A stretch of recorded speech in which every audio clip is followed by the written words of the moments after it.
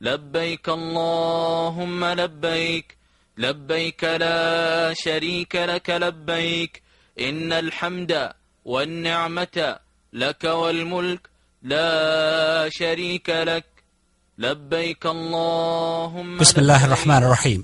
ناظرین اکرام، حجاج بیت اللہ الحرام، السلام علیکم ورحمۃ اللہ وبرکاتہ. رہنمائے حج عمرہ و زیارت مسجد نبی صلی اللہ علیہ وسلم، ہم آپ کی خدمت میں زیر نگرانی وزارت شؤون الاسلامی والاوقاف و دعوت و ارشاد مملکت سعودی عرب کے شعبہ مطبوعات و نشر کے تعاون سے پیش کرنے کی سعادت حاصل کر رہے ہیں. عالم اسلام کی معروف شخصیت فضیلت شیخ محمد بن صالح العثیمین رحمۃ اللہ علیہ فرماتے ہیں، حج اسلام کے 5 بنیادی ارکان میں سے ایک اہم ترین رکن ہے، اور یہ اللہ تعالیٰ کا احسان ہے کہ اس نے اپنے بندوں پر حج زندگی میں ایک بار فرض فرمایا. حجاج بیت اللہ الحرام کے لیے ضروری ہے کہ خلوص نیت سے صرف اللہ کی رضا کے لیے اپنے حج کے سفر کا آغاز کریں، کیونکہ حدیث قدسی ہے، میں شریکوں میں سب سے زیادہ شرک سے بے پرواہ ہوں. جس نے کوئی ایسا عمل کیا جس میں اس نے میرے ساتھ غیر کو شریک کیا تو میں اس کو اور اس کے شریک کو چھوڑ دیتا ہوں اور اس سے بیزار ہو جاتا ہوں. اور دوسری نصیحت میں حجاج کرام سے یہ کروں گا کہ اتباع رسول صلی اللہ علیہ وسلم کو اپنی تمام عبادات میں ملحوظ خاطر رکھیں، اور اپنے حج کی مبارک سفر سے پہلے حج عمرے کے احکام کو تفصیل سے سیکھ لیں اور جان لیں، اور اس طریقے کو اختیار کریں جو اللہ کے رسول صلی اللہ علیہ وسلم سے ثابت ہو، کیونکہ آپ علیہ السلام نے حج کے تمام احکامات کو واضح فرما دیا، اور جب آپ نے حج کیا تو آپ اپنے صحابہ سے یہ فرما رہے تھے کہ مجھ سے اپنے حج کے مسائل سیکھ لو. وَإِذْ بَوَّأْنَا لِإِبْرَاهِيمَ مَكَانَ الْبَيْتِ أَلَّا تُشْرِكْ بِي شَيْئًا وَطَهِّرْ بَيْتِيَ لِلطَّائِفِينَ وَالْقَائِمِينَ وَالرُّكَّعِ السُّجُودِ وَأَذِّن فِي النَّاسِ بِالْحَجِّ يَأْتُوكَ رِجَالًا وَعَلَى كُلِّ ضَامِرٍ يَأْتِينَ مِنْ كُلِّ فَجٍّ عَمِيقٍ. مکۃ المکرمہ، روئے زمین پر اللہ اور اس کے رسول صلی اللہ علیہ وسلم کو یہ شہر دنیا کے دوسرے شہروں سے زیادہ محبوب ہے. اس میں کعبہ ہے جو اللہ کی عبادت کے لیے بنائے جانے والا سب سے پہلا اور قدیم گھر ہے، مسلمانوں کا قبلہ اور ان کی دلی محبت کا مرکز ہے. یہی وہ جگہ ہے جس کی طرف دنیا میں بسنے والے مسلمان ہر روز 5 وقت اپنا رخ کرتے ہیں. ان کے دل اس عبادت گاہ کی زیارت کے لیے بے قرار رہتے ہیں. یہی وہ جگہ ہے جس کے لیے حج کا سفر کیا جاتا ہے. یہی وہ مقام ہے جس کا طواف کیا جاتا ہے. یہی وہ عظیم منزلت والی عبادت گاہ ہے جس کی تعمیر حضرت ابراہیم علیہ السلام نے کی. یہی وہ جگہ ہے جس کے ہر چیز کو امن و امان حاصل ہے. یہی وہ مقدس عبادت گاہ ہے جو دنیا میں بسنے والوں کو توحید و امن و سلامتی کا پیغام دیتی ہے. یہی وہ جگہ ہے جہاں ایک نماز 1,00,000 نماز کا درجہ رکھتی ہے. ان اول بیت وضع للناس للذی ببکۃ مبارکا وہدی للعالمین فیہ آیات بینات مقام ابراہیم ومن دخله كان آمنا ولله على الناس حج البيت من استطاع إليه سبيلا ومن كفر فإن الله غني عن العالمين. اللہ رب العالمین نے اس دنیا میں بسنے والوں کی گمراہی کے اندھیروں کو دور کرنے کے لیے اپنے آخری نبی محمد صلی اللہ علیہ وسلم پر دین اسلام جیسی عظیم نعمت کا نزول فرمایا، تاکہ آپ صلی اللہ علیہ وسلم جن و انس پر اس بات کو واضح فرما دیں کہ ان کی تخلیق کا مقصد اللہ رب العالمین کی عبادت ہے. فقد ثبت عن النبي صلی اللہ علیہ وسلم، رسول اکرم صلی اللہ علیہ وسلم نے ارشاد فرمایا، اسلام کی بنیاد 5 چیزوں پر ہے: اس بات کی گواہی دینا کہ اللہ کے سوا کوئی معبود نہیں، اور یہ کہ محمد صلی اللہ علیہ وسلم اللہ کے آخری رسول ہیں، اور نماز قائم کرنا، زکوٰۃ دینا، رمضان کے روزے رکھنا، اور حج بیت اللہ. حج اسلام کے ارکان میں سے ایک اہم ترین رکن ہے، اور اس وقت تک ایک شخص کا اسلام مکمل نہیں ہوتا جب تک کہ صاحب استطاعت حج نہ کر لے. حج ہر اس مسلمان مرد و عورت پر زندگی میں ایک بار فرض ہے جو اس کی طاقت رکھتا ہو، اس کی طرف راستے کی استطاعت رکھتا ہو، عاقل ہو، بالغ ہو اور آزاد ہو. حج بیت اللہ کی ادائیگی کے لیے ہر سال دنیا کے تمام ممالک سے لاکھوں مسلمان اس مقدس زمین پر تشریف لاتے ہیں، اور حکومت خادم الحرمین شریفین ملک فہد بن عبدالعزیز حفظہ اللہ اس بات کا خاص خیال رکھتی ہے کہ حجاج بیت اللہ الحرام کو مملکت سعودی عرب کی روئے زمین پر ہر وہ چیز میسر ہو جس کی انہیں دوران قیام ضرورت ہو سکتی ہے. حکومت کے تمام شعبے اس اہم ترین فریضے کے لیے آئے ہوئے اللہ کے مہمانوں کی خدمات کے لیے ہمہ وقت تیار رہتے ہیں اور حجاج کرام کی بہتر سے بہتر خدمت کو اپنا فرض عین سمجھتے ہوئے اسے پورا کرتے ہیں۔ ضیوف الرحمان کی اس روئے زمین پر آمد سے لے کر ان کی واپسی تک امن و سلامتی کے تمام تر وسائل پیش کیے جاتے ہیں۔ حکومت خادم الحرمین شریفین حفظہ اللہ کی جانب سے اے اللہ کے مہمانوں، آپ کے لیے، آپ کی راحت کے لیے تمام تر سہولتیں مہیا کی گئی ہیں، ان گنت پروجیکٹس آپ کے لیے کھول دیے گئے ہیں، لہذا ہم اس بلد الحرمین میں آپ کا خیر مقدم کرتے ہیں اور آپ سے درخواست کرتے ہیں کہ اپنے آرام اور سہولیات کے لیے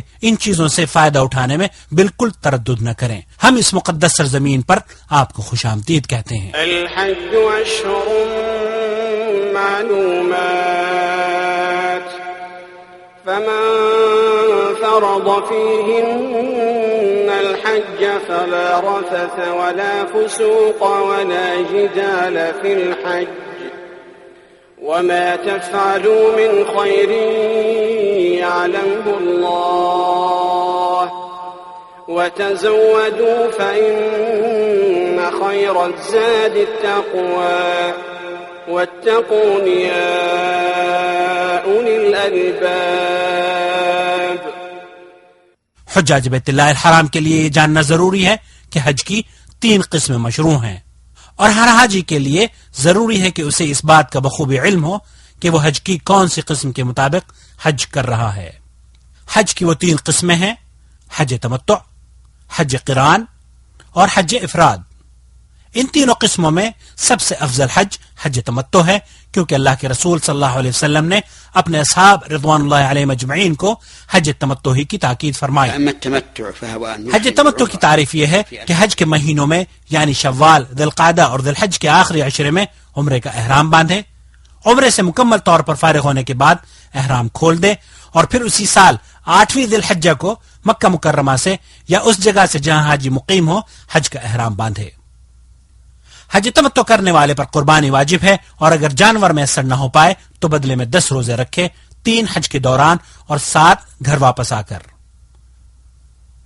اور حج قران یہ ہے کہ حج اور عمرے دونوں کا ایک ساتھ ہی احرام باندھے، ایسی حالت میں حج قربانی کے دن ہی حج اور عمرہ دونوں سے حلال ہوگا۔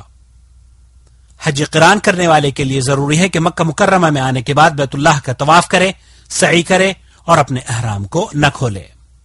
حج قران کرنے والے پر بھی قربانی واجب ہے، اور اگر جانور میسر نہ ہو پائے تو بدلے میں 10 روزے رکھے، 3 حج کے دوران اور 7 گھر واپس آ کر۔ اور حج افراد یہ ہے کہ حاجی صرف حج کی نیت کرے اور مکہ مکرمہ میں داخل ہونے کے بعد طواف قدوم کرے، سعی کرے اور یوم نحر تک اپنے احرام کو نہ کھولے۔ حج افراد کرنے والے پر قربانی واجب نہیں۔ حج کی تینوں قسموں میں سے سب سے افضل قسم حج تمتع ہے، اس کے بعد قران اور اس کے بعد حج افراد۔ حج کے ارکان عموماً احرام کے ساتھ شروع ہوتے ہیں، اور جس کا معنی یہ ہے کہ حاجی میقات پر پہنچ کر حج کی نیت کرتا ہے۔ میقات 5 ہیں۔ اللہ کے رسول صلی اللہ علیہ وسلم نے ان میقات کا تعین فرمایا ہے، اور حجاج کے لیے یہ ضروری ہے کہ ان میقات پر پہنچ کر اپنے حج عمرے کی نیت کرے اور احرام کو باندھے، اور وہ 5 میقات ہیں۔ ذو الحلیفہ مدینے والوں کے لیے ذو الحلیفہ ہے، اور آج کل ابیار علی سے احرام باندھا جاتا ہے۔ جحفہ شام والوں کے لیے جحفہ ہے، اور آج کل اس کے قریب رابغ نامی شہر سے احرام باندھا جاتا ہے۔ قرن المنازل نجد والوں کے لیے قرن المنازل ہے، یہ مقام آج کل السیل الکبیر کے نام سے جانا جاتا ہے۔ یلملم یمن والوں کے لیے یلملم ہے، جو کہ السعدیہ کے نام سے مشہور ہے۔ ذات عرق یہ اہل عراق یا اہل مشرق کا میقات ہے۔ مکہ مکرمہ کے لوگ مکہ سے ہی حج کا احرام باندھیں، اور اسی طرح اہل جدہ بھی جدہ ہی سے حج کا احرام باندھیں گے، لہذا حاجی اور معتمر کے لیے یہاں سے بغیر احرام کے گزر جانا جائز نہیں، اور جان بوجھ کر میقات سے بلا احرام باندھے۔ اگر کوئی شخص گزر جائے تو اس کے لیے ضروری ہے کہ وہ واپس اپنی میقات پر لوٹے اور احرام باندھے، اور ایسا نہ کرنے کی شکل میں اس پر دم واجب ہوگا، جسے جانور کی قربانی کی شکل میں حرم کی حدود میں ذبح کر کے فقراء مکہ پر تقسیم کرنا ہوگا۔ اے مسلمان بھائی، اگر آپ زمین کے راستے سے، گاڑی سے یا کسی اور سواری سے سفر کر رہے ہیں تو میقات پر پہنچنے کے بعد اگر میسر ہو تو غسل کر لیں، اپنے جسم پر خوشبو لگا لیں اور اپنی صفائی کا اہتمام کریں اور اپنی احرام کی 2 چادروں کو باندھ لیں۔ معلوم ہو کہ عورتوں کے لیے احرام ان کا عام لباس ہے، البتہ ایسے کپڑے نہ پہنے جن میں زیب و زینت کا اظہار ہوتا ہو۔ اس کے بعد عمرے کی نیت ان الفاظ سے کہنی چاہیے: لبیک عمرہ۔ اور آپ اگر سمندر کے راستے سے یا ہوائی جہاز سے سفر کر رہے ہیں تو عام طور پر میقات آنے سے پہلے ہی آمد کا اعلان کر دیا جاتا ہے تاکہ احرام باندھ لیا جائے، اور اگر آپ اپنے وطن سے ہی احرام کی چادریں باندھ کر آئے ہیں تو کوئی حرج نہیں، البتہ عمرے کی نیت میقات پر پہنچ کر ہی کرنی چاہیے۔ نیت کرنے کے بعد اب مرد حضرات کو چاہیے کہ آواز سے تلبیہ پڑھیں، لیکن عورتیں تلبیہ پڑھتے وقت اپنی آوازیں پست رکھیں۔ واضح ہے کہ اجتماعی طور پر تلبیہ پکارنے سے بھی دوسروں کو تشویش ہوتی ہے، یہ بھی نامناسب عمل ہے۔ شریک لک لبیک ان الحمد والنعمت لک والملک لا شریک لک لبیک اللہم لبیک لبیک لا شریک لک لبیک ان الحمد والنعمت۔ محترم حجاج کرام، حج اور عمرے کا احرام باندھنے کے بعد آپ کے لیے مندرجہ ذیل باتوں کا جاننا ضروری ہے، کیونکہ محرم پر کچھ ذمہ داریاں اللہ تعالی کی طرف سے عائد ہوتی ہیں۔ مثلا بال نہ کاٹے، لیکن اگر خود بخود بال جھڑ جائیں تو کوئی حرج نہیں۔ ناخن نہ تراشے، لیکن اگر خود بخود ناخن الگ ہو جائیں تو کوئی حرج نہیں۔ اپنے جسم پر اور کھانے پینے کی اشیاء میں خوشبو نہ استعمال کرے، لیکن احرام کی نیت کرنے سے پہلے جو خوشبو لگائی تھی اگر اس کا کوئی اثر باقی ہو تو کوئی حرج نہیں۔ کسی شکار کے جانور کو نہ مارے، نہ بدکائے اور نہ ہی دوسروں کی اس کام میں مدد کرے۔ کوئی محرم یا غیر محرم حدود حرم کے اندر کسی درخت کو نہ کاٹے اور نہ ہی کوئی ہرا پودا اکھاڑے اور نہ ہی کوئی گری ہوئی یا کھوئی ہوئی چیز اٹھائے، البتہ اگر نیت اس چیز کے بارے میں اعلان کرنا ہو تو پھر اٹھانا جائز ہے۔ عورتوں کو شادی کا پیغام نہ دے، نہ ہی اپنے لیے یا کسی دوسرے کے عقد نکاح کا سبب بنے، اور جب تک احرام میں ہو شہوت کے ساتھ عورت سے مباشرت اور ہم بستری نہ کرے۔ عورت کے لیے احرام کی حالت میں ہاتھوں میں دستانے پہننا یا نقاب یا برقعے کے ذریعے اپنے چہرے کو چھپانا ممنوع ہے۔ اگر اجنبی مردوں کا سامنا ہو رہا ہو تو پھر چہرے کو اوڑھنی یا کسی اور چیز سے چھپانا واجب ہے، ویسے ہی جیسے کہ غیر حالت احرام میں واجب ہے۔ احرام کی حالت میں مردوں پر اپنے سر کو ڈھانکنا جائز نہیں، لیکن چھتری سے یا گاڑی کی چھت سے یا اپنے سامان کو سر پر اٹھانے میں اگر سر چھپ جائے تو کوئی حرج نہیں۔ اگر محرم بھول کر جہالت میں سلا ہوا کپڑا پہن لے یا اپنے سر کو ڈھانک لیتا ہے یا خوشبو استعمال کر لیتا ہے یا اپنا کوئی بال کاٹ لیتا ہے تو کوئی حرج نہیں۔ قمیص، پائجامہ یا کوئی دوسرا سلا ہوا کپڑا پورے جسم یا جسم کے کچھ حصے کے لیے استعمال نہ کرے۔ إذا لم يجد إزارا فيلبس السراويل أو إذا لم يجد نعلين فيلبس الخفين ولا حرج۔ ایسے جوتے بھی استعمال نہ کرے جو ٹخنوں کو چھپا دیں، البتہ عام جوتے اور چپل پہننا، انگوٹھی پہننا، چشمہ لگانا، گھڑی باندھنا، ایئر فون استعمال کرنا، بیلٹ اور پرس استعمال کرنا،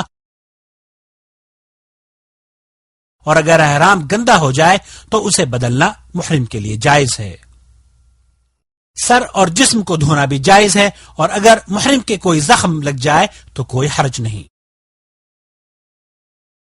اور واضح ہے کہ احرام کے لیے کوئی خاص نماز مشروع نہیں، جیسا کہ بعض لوگوں کا خیال ہے۔ اللہ تعالیٰ نے جن اعمال کو فرض قرار دیا ہے ان کا التزام کرے، مثال کے طور پر 5 وقت نماز با جماعت ادا کرے، جن کاموں سے اللہ تعالیٰ نے روکا ہے ان سے دور رہے، بد کلامی، فحش باتیں، جنگ و جدال اور دیگر نافرمانی کے تمام کاموں سے بچتا رہے۔ اب آپ کا قافلہ اللہ کی فضل و کرم سے مکہ المکرمہ میں داخل ہونے والا ہے۔ یہ وہ گھڑی آ پہنچی ہے جس کا ایک مسلمان کو بڑی ہی بےتابی سے انتظار رہتا ہے۔ داخلے سے پہلے اگر میسر ہو تو غسل کر لینا سنت ہے۔ اب آپ بیت اللہ الحرام میں داخل ہونے لگے ہیں۔ واضح ہے کہ دوسری مساجد کی طرح اس مسجد الحرام میں بھی داخل ہوتے وقت آپ کو اپنا داہنا پیر مسجد کے اندر پہلے رکھنا چاہیے۔ یہ اللہ کے رسول صلی اللہ علیہ وسلم کی سنت ہے، اور داخل ہوتے وقت یہ کہنا بھی سنت ہے: اعوذ باللہ العظیم وبوجہہ الکریم وسلطانہ العظیم من الشیطان الرجیم، بسم اللہ والصلاة والسلام علی رسول اللہ، اللہم افتح لی ابواب رحمتک۔ پھر محرم کو چاہیے کہ نہایت اطمینان اور سکون کے ساتھ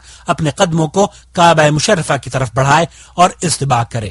استباع یہ ہے کہ احرام کی اوپر والی چادر کو دائیں کندھے کے نیچے سے نکال کر دوسرے کندھے پر ڈال لے، کیونکہ اللہ کے رسول صلی اللہ علیہ وسلم نے ایسا ہی کیا تھا۔ اس کے بعد حجر اسود کی طرف جائے اور اپنے طواف کا آغاز حجر اسود سے کرے۔ حجر اسود کا بوسہ لینے میں کسی قسم کی مزاحمت نہ کرے اور نہ ہی وہاں کھڑا ہو کر بھیڑ کرے، بلکہ چلتے ہوئے اشارہ کرتا چلے۔ مسلمانوں کو اذیت دینا بہت غلط بات ہے۔ یہاں دھکا پیلی نہیں کرنی چاہیے اور کافی ہے کہ دور سے ہی ہاتھ اٹھا کر اللہ اکبر کہے اور اپنے 7 چکروں کا آغاز کرے۔ حاجی کو چاہیے کہ دوران طواف کثرت سے اللہ کا ذکر اور دعائیں کرتا رہے۔ طواف کی کوئی خاص دعا مشروع نہیں، جیسا کہ بعض لوگوں نے ہر چکر کی الگ الگ دعائیں بنا رکھی ہیں۔ اور ذکر و اذکار کرتے وقت بھی آواز کو بلند نہیں کرنا چاہیے، کیونکہ دوسرے طواف کرنے والوں کو اس طرح تشویش ہوتی ہے۔ طواف کرنے والا جب بھی رکن یمانی کے پاس جائے، اگر میسر ہو تو اسے چھو لے، دایاں ہاتھ لگائے، رکن یمانی کو بوسہ دینے کی ضرورت نہیں، اور اگر ہاتھ لگانا بھی مشکل ہو تو رہنے دے اور اپنے طواف کو جاری رکھے۔ واضح ہے کہ اس کی طرف اشارہ بھی نہیں کرنا چاہیے، جیسا کہ بعض لوگ کرتے ہیں۔ رکن یمانی اور حجر اسود کے درمیان یہ دعا پڑھنا سنت ہے، واضح ہے اس میں اضافہ نہیں کرنا چاہیے۔ ربنا آتنا فی الدنیا حسنہ وفی الآخرۃ حسنہ وقنا عذاب النار۔ اور اس طرح حجر اسود پر پہنچ کر ایک چکر مکمل ہو گیا۔ اب اپنے باقی دوسرے چکر بھی حجر اسود سے ہی اسی طرح شروع کرے اور حجر اسود پر ہی ختم کرے۔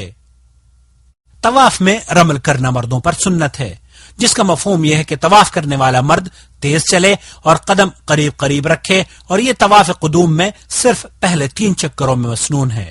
البتہ استباع 7 چکروں میں کرے۔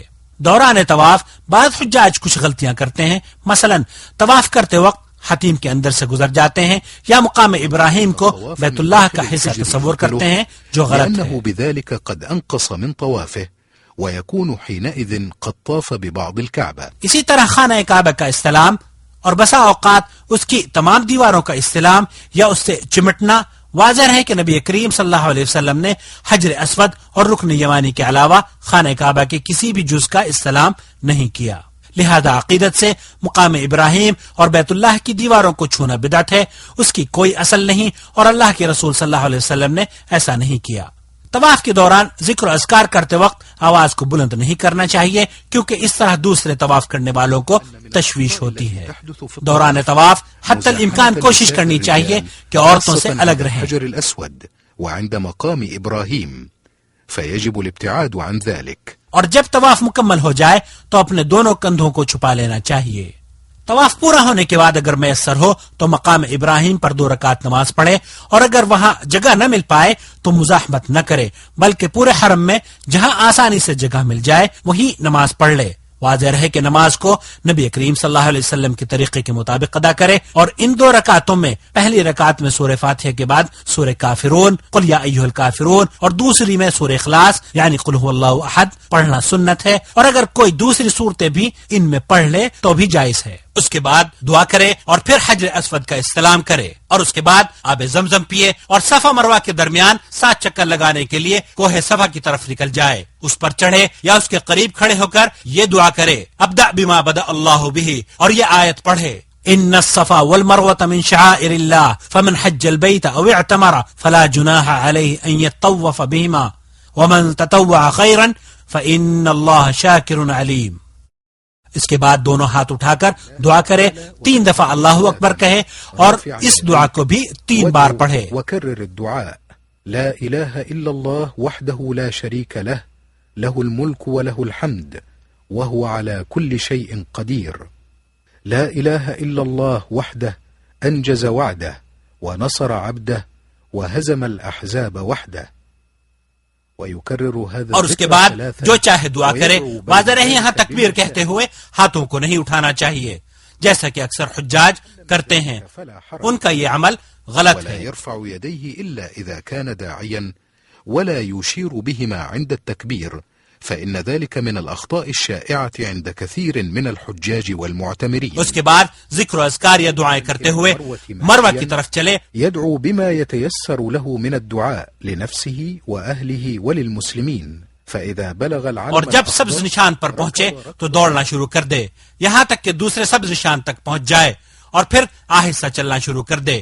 البتہ عورتیں کہیں بھی تیز نہ چلیں نہ دوڑیں، پھر وہ اوپر چڑھے یا اس کے پاس ٹھہرے اور وہی کرے جو صفا پر کیا تھا. تصل أخي الحاج إلى المروة فاستقبل الكعبة وقل ما قلته من الذكر عند صعود الصفا وادعو بما شئت. پھر مروہ سے اترے اور صفا کی طرف چلے اور جب سبز نشان پر پہنچے تو پھر دوڑنا شروع کر دے، ورنہ باقی جگہوں پر آہستہ ہی چلنا چاہیے. صفا سے مروہ تک کا جانا ایک چکر ہوتا ہے اور اسی طرح مروہ سے صفا کو آنا دوسرا چکر کہلاتا ہے.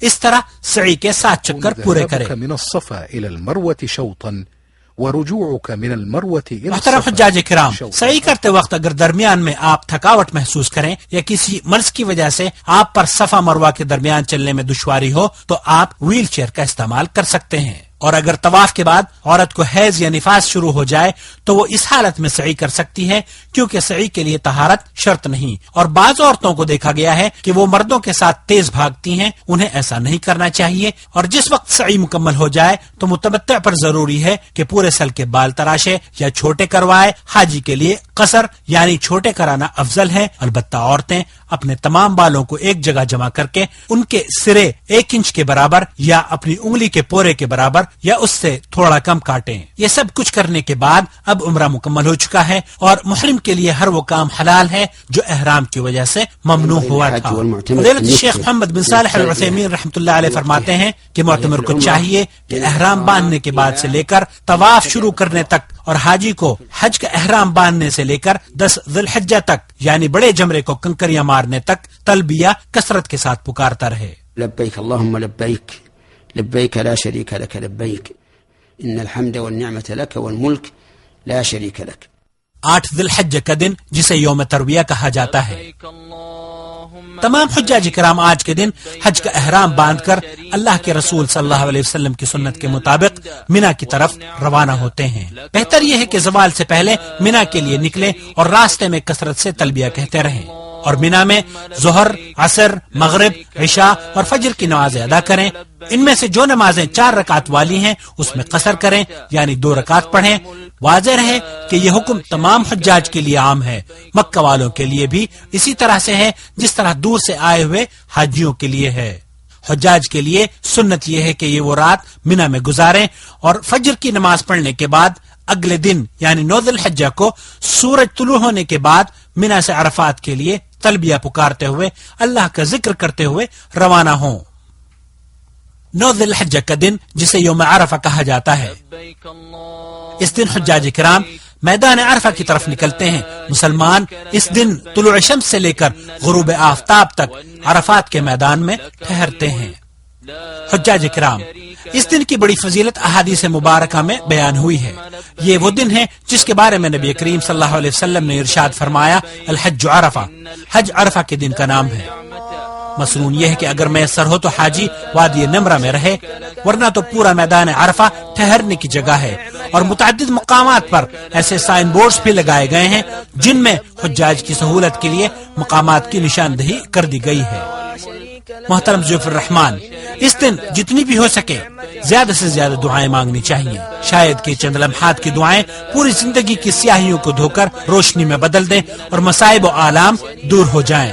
اس روز مسلمانان عالم کے لیے، اسلام کی سربلندی کے لیے، اپنے لیے، اپنے اقربا اور اہل و عیال کے لیے دعائیں کرنی چاہیے.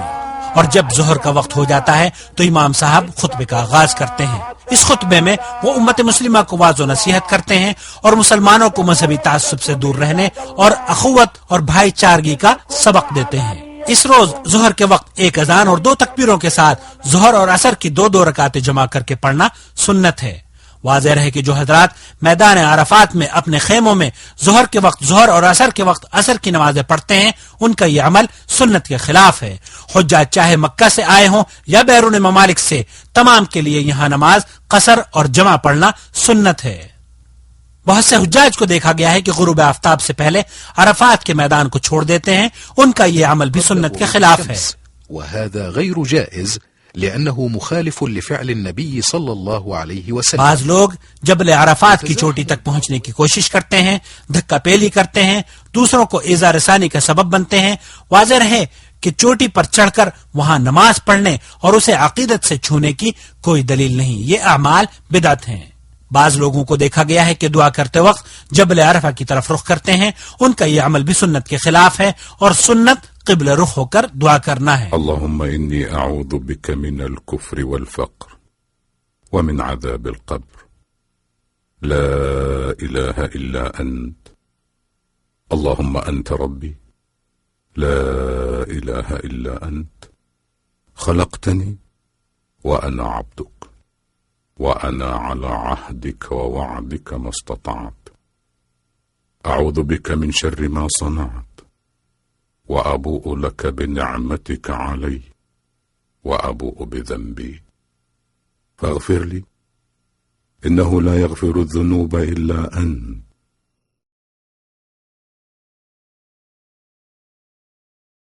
ليس عليكم جناح أن تبتغوا فضلا من ربكم فإذا أفضتم من عرفات فاذكروا الله عند المشعر الحرام